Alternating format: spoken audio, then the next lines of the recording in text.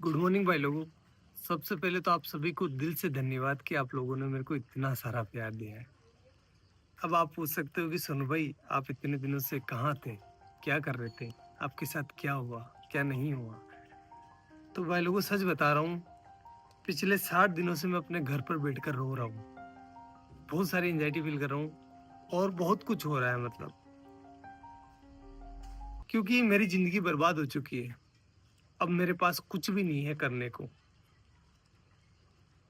क्या हुआ है मेरे साथ,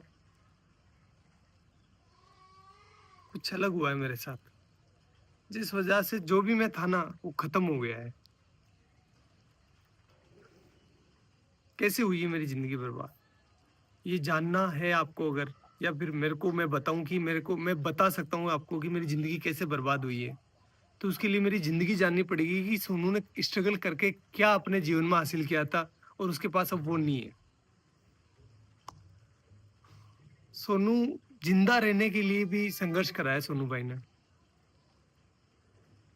जिंदा रहने के लिए।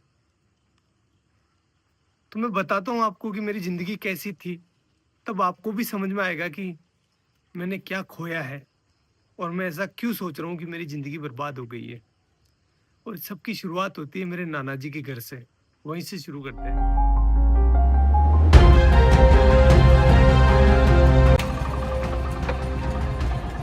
गाइस ये है मेरे नाना नानी का घर, जहां पर मेरा जन्म हुआ था। चलो अंदर चलकर देखते हैं कौन कौन है।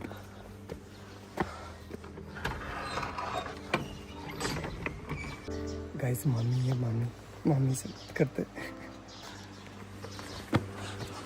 डॉग जी मामी कैसे हो? बढ़िया, ठीक। क्या कर रहे हो? बढ़िया है, घर का सब तैयार है। हाँ तैयार है, सब तैयार है। तो कुछ ऐसा दिखता है नाना नानी का घर। मेरा जन्म हुआ था यहाँ पर। पहले आपको पता है कि ना हॉस्पिटल वगैरह नहीं जाते थे, मतलब बच्चे जो है वो घर पर ही हो जाते थे। तो मेरा भी जन्म ऐसे ही हुआ है। मम्मी हम यहाँ कौन से कमरे में रहते थे पहले, जब मैं छोटा था ना, बच्चा था तब? इस वाले में। ये है वो रूम जहाँ पर हम बचपन में रहा करते थे, ये वाला। देखो आप, ये देखो इधर इधर इधर इधर। इस वाले रूम में जो है भेड़ और बकरियों के बच्चे रहा करते थे, क्योंकि बाहर कुत्ते मार देते थे ना, इसलिए। और इस वाले पोर्शन में जो है मेरी बूढ़ी नानी, जो अब इस दुनिया में नहीं है, और मेरी मम्मी दोनों रहा करती थी। और यहीं पर हम जो है पले बड़े हुए। एक्चुअली में हुआ क्या था गाइस कि यार वो एल्कोहलिक थे, थोड़ा सा उनकी हैबिट थी कि उनको नशा लग गया था। तो फिर वो हमारी टेक केयर नहीं कर पा रहे थे अच्छे से। तो नाना नानी ने ये रिस्पॉन्सिबिलिटी ली कि हम जो है इन बच्चों को पालेंगे, अदरवाइज इनका क्या होगा। तो उन्होंने हमें यहाँ लेकर आए और यहीं पर जो है मम्मी अपना काम करती थी, साथ ही साथ हमारा पालन पोषण यहीं हो रहा था। तो मैं एक लाइन बोल सकता हूँ कि अगर मेरे नाना नानी नहीं होते ना, तो आज मैं या फिर मेरे बहन भाई हो सकता है कि इस दुनिया में नहीं होते। गाइस देखो नाना जी का गांव कितना प्यारा है।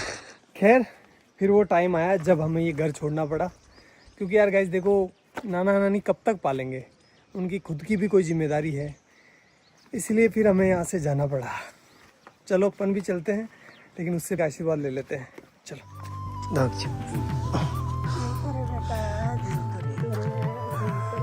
ये मेरी नानी है, आपको बाद में बताऊंगा इनके बारे में भी।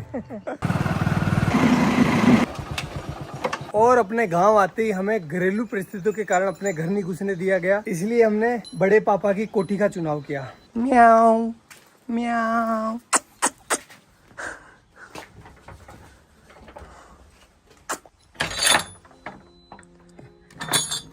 तो भाई लोगों ये है हमारी कोठी, जहां पर हम 2 साल रुके थे। तो अगर मैं अपने 2 हाथ फैलाऊं ना, इतना ही डिस्टेंस है, ज्यादा नहीं है। इतनी ही इसकी लंबाई है और इतनी ही इसकी चौड़ाई है, ये देखो। और हाइट आप देख सकते हो, बस इतना ही है। मेरी हाइट थोड़ी कम है, इस वजह से यहाँ पर जगह भी कम रह गई थी। केवल यहाँ पर एक छोटा सा मचान बिछाने के लिए जगह थी। और ऊपर से जो है बरसात का पानी टिपकता नहीं था, बरसात का पानी गिरता था, क्योंकि ये छत है ना थोड़ी नीचे है। और यहाँ पर आप देख सकते हो नीचे जो इसका फर्श है ना, फर्श वो बना हुआ था गोबर और मिट्टी का। इस वजह से यहाँ पर कभी कभी सांप आ जाया करते थे, अपने घर बना लिया करते थे।